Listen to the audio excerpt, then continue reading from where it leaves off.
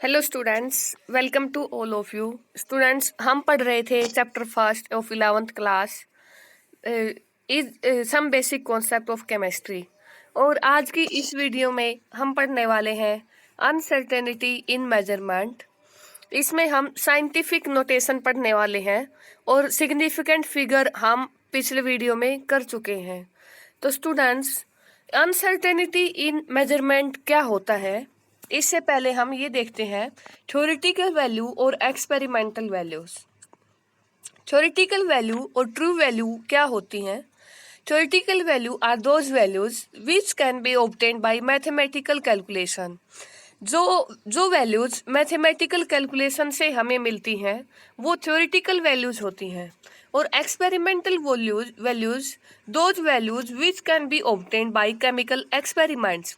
जो एक्सपेरिमेंट के बाद जो वैल्यूज मिलती हैं ऑब्जर्वेशन के बाद वो एक्सपेरिमेंट वैल्यू होती हैं।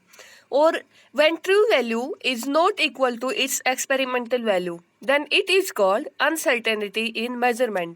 जब ट्रू वैल्यू और एक्सपेरिमेंट वैल्यू दोनों आपस में इक्वल नहीं होती हैं, जो हमारे कैलकुलेशन के दौरान जो वैल्यू आई है जब वो एक्सपेरिमेंटल वैल्यू से अलग होती है, तब हम बोलते हैं अनसर्टेनिटी इन मेजरमेंट। मेजरमेंट में हमारी अनसर्टेनिटी है। Now we study about atoms and molecules. हम केमिस्ट्री में एटम्स और मॉलिक्यूल्स की स्टडी करते हैं जो कि बहुत छोटे साइज के होते हैं।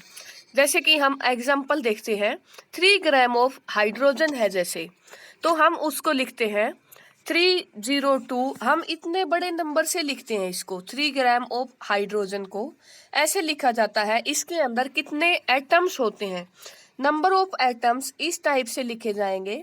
और इन इतने सारे नंबर लिखने के बाद जो डिजिट लिखी है मैंने, इनको कैसे रीड करें हम, तो वो बहुत डिफिकल्ट काम होता है इतने बड़े नंबर को पढ़ना।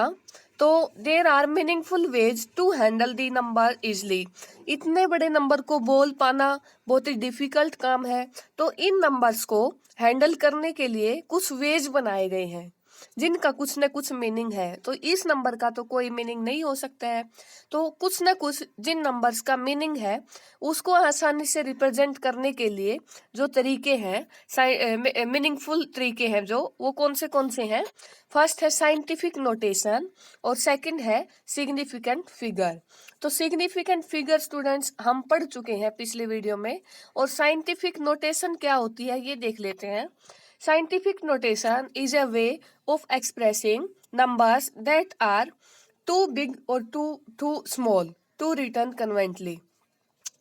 सिग्निफिकेंट जो साइंटिफिक नोटेशन है वो क्या है? एक बहुत बड़े नंबर को एक्सप्रेस करने का एक तरीका है, और उस नंबर को कन्वर्ट करते हैं हम बहुत छोटे नंबर के अंदर, जिसको आसानी से हम रीड कर सकते हैं। और फिर क्या है? This problem is solved by using scientific notation for such numbers। उसके लिए जो साइंटिफिक नोटेशन बनाई गई है, उन नंबर को पढ़ने के लिए जो साइंटिफिक नोटेशन बनाई गई है, तो उसमें क्या है? Exponential notation in which any number can be represented in the form of n into 10 raise to power n। जो तरीका बनाया गया है इसके अंदर एक्सपोनेंशियल नोटेशन है, जिसमें किसी भी नंबर को n into 10 raise to power n की फॉर्म में रिप्रेजेंट करते हैं, जहाँ पे कैपिटल N क्या है? कोफिशिएंट है, और जिसकी वैल्यू होती है 1 to 10 के बीच में। और जो स्मॉल n है वो एक्सपोनेंट है। कोई भी नंबर वो पॉजिटिव भी हो सकता है और नेगेटिव भी हो सकता है। तो स्टूडेंट्स, इसको स्टडी करने के लिए हम कुछ पॉइंट्स हैं, कुछ रूल दिए गए हैं हमारे, वो पढ़ लेते हैं एक बार। फर्स्ट पॉइंट है इन any number when decimal is moved right side of any digit. जब किसी भी नंबर में जो डेसिमल है वो किसी डिजिट के जब राइट साइड में मूव करवाते हैं हम, then its exponent negative values will be increase. जो एक्सपोनेंट में नेगेटिव वैल्यू इंक्रीज होगी।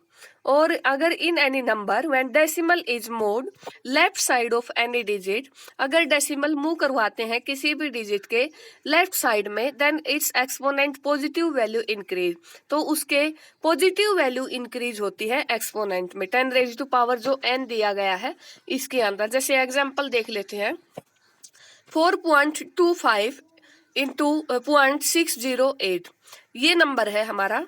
और इसमें हम जो डेसिमल पॉइंट है, डेसिमल पॉइंट के इसको मतलब डिजिट के लेफ्ट साइड में मूव करवाते हैं।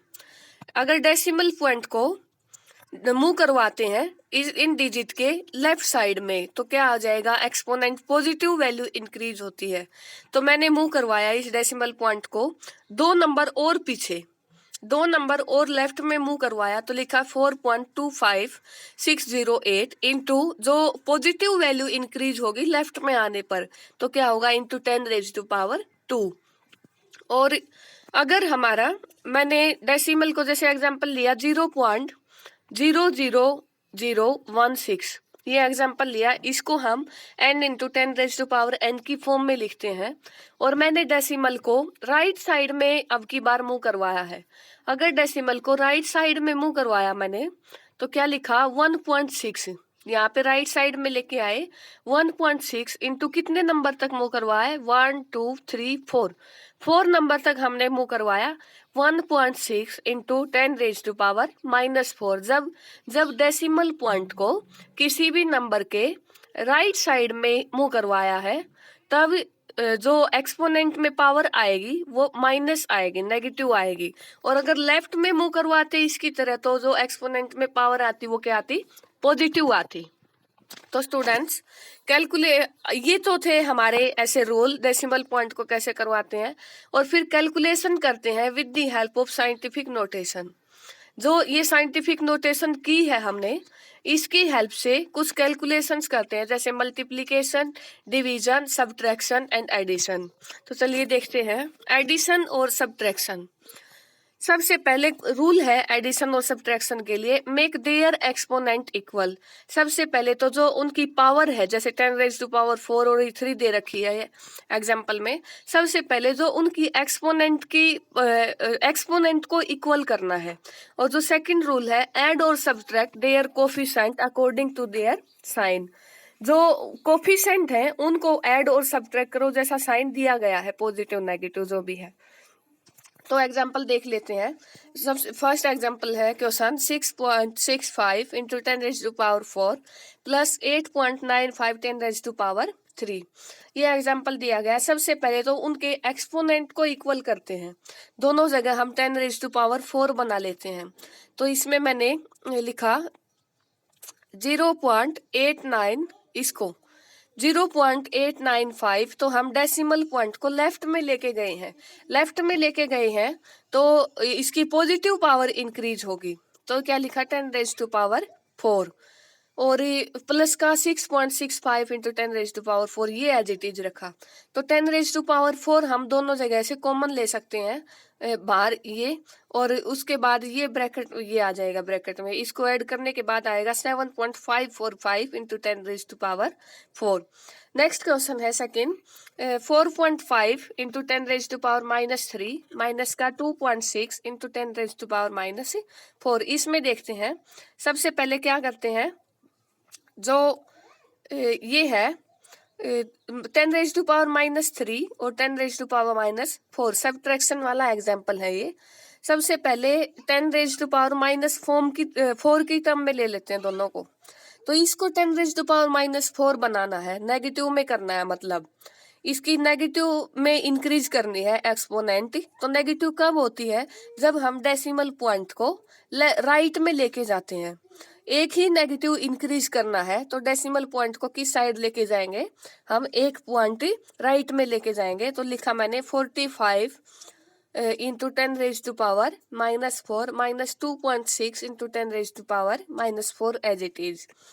फिर उसके बाद 10 रेज टू पावर 4 आ जाएगा हमारा कॉमन, और 45 माइनस 2.6 इज इक्वल टू फिर देखते हैं 42.4 इंटू 10⁻⁻⁴, फिर आ जाएगा आंसर। फिर हमें आंसर अगर हम इस फॉर्म में भी बता सकते हैं, और अगर 10⁻³ की फॉर्म में बताते हैं, मतलब इसके अंदर 10⁻⁻4 में प्लस एक ऐड किया गया है, पावर में एक ऐड किया गया है, मतलब पॉजिटिव में की गई है पावर। इसका मतलब डेसिमल पॉइंट को किस साइड लेके आएंगे, एक ही लेफ्ट में लेके आएंगे। तो क्या लिखा 4.24 इंटू 10⁻⁻3। तो स्टूडेंट्स उसके बाद एग्जाम्पल देखते हैं हम मल्टीप्लीकेशन के, मल्टीप्लीकेशन और डिवीजन के, और उसके जो रूल दिए गए हैं वो देखना ध्यान से। फर्स्ट रूल है add exponent of both the values, दोनों वैल्यूज का सबसे पहले एक्सपोनेंट ऐड कर लेंगे, दोनों वैल्यूज का एक्सपोनेंट ऐड करेंगे सबसे पहले, और फिर मल्टीप्लाई और divide both coefficient to their sign. फिर जो दोनों कोफिशिएंट है पावर में, जैसे 10⁻³ है, 10⁻⁴ है, तो उसमें मल्टीप्लाई और डिवाइड का जो भी सिंबल दे रखा है, उनके जो कोफिशिएंट हैं साइन के अकॉर्डिंग, उनके कोफिशिएंट को हम मल्टीप्लाई और डिवाइड करेंगे, दोनों के कोफिशिएंट को। तो चलिए एग्जांपल देखते हैं। जैसे ये एग्जांपल दिया गया है 2.7 इंटू 10⁻³ डिवाइडेड बाई 5.5 इंटू 10⁻⁴। तो इसमें देखते हैं students, 1 minute. 2.7 into 10⁻³ divided by, divide का सिंबल है ये, डिवाइडेड बाई 5.5 इंटू 10⁻⁴। 2.7 डिवाइड किया 5.5 से, और जो 10⁻³ है, और नीचे क्या है 10⁻³ डिवाइडेड बाई 10⁻⁻4 ऐसे है। और जब ये पावर ऊपर जाएगी +4 वाली, तो ये ऊपर जाके माइनस हो जाएगी। ब्रैकेट में क्या लिखा 10⁻³ और प्लस का 10⁻⁻4, क्योंकि जो ये है 10⁻³ और डिवाइड में क्या है 10⁻⁻4, सॉरी 10⁻+4, तो ऊपर जाके ये मल्टीप्लाई आएगा, सॉरी यहाँ पे मल्टीप्लाई 10⁻⁻4। और जब बेस सेम है इन दोनों का, और पावर क्या हो जाती है उस टाइम पे ऐड हो जाती है, तो 2.7 divided by 5.5 as it is, और जो ये पावर है हमने यह क्या कर दी, फिर ऐड कर दी 10⁻³ माइनस का 4, तो क्या आ जाएगा 0.4909 इंटू 10⁻⁻7। तो ऐसे हम स्टूडेंट साइंटिफिक नोटेशन की हेल्प से हम सिंबल इजी बना सकते हैं। अब इसका एग्जांपल देखते हैं मल्टीप्लिकेशन का। तो क्वेश्चन है 5.6 इंटू 10⁻⁵, फिर मल्टीप्लाई 6.9 इंटू 10⁻8। हमें करना क्या है, यही है बस, जो ये दे रखा है 10⁻5 और 10⁻8, मतलब हमारा बेस तो सेम है, बेस सेम है, तो फिर क्या हो जाएगी, पावर ऐड कर देते हैं। ये तो पहले का बेसिक क्वेश्चन है। ये तो 5.6 इंटू 6.9 इन दोनों को इकट्ठा करके लिखा, और फिर 10⁻5 है और 10⁻8 है, दोनों का बेस सेम है 10⁻5 + 8, पावर को ऐड कर दिया हमने। तो इनको सोल्व करके हम यहाँ लिख देंगे 38.64 इंटू 10⁻13, सॉरी। तो इतने बड़े नंबर की कैलकुलेशन हम साइंटिफिक तरीके से बहुत आसानी से कर सकते हैं। तो स्टूडेंट्स ये था हमारा आज का टॉपिक। आई होप आपको ये कंप्लीट समझ आया होगा और आपको ये वीडियो पसंद आई होगी। So please like, share and subscribe.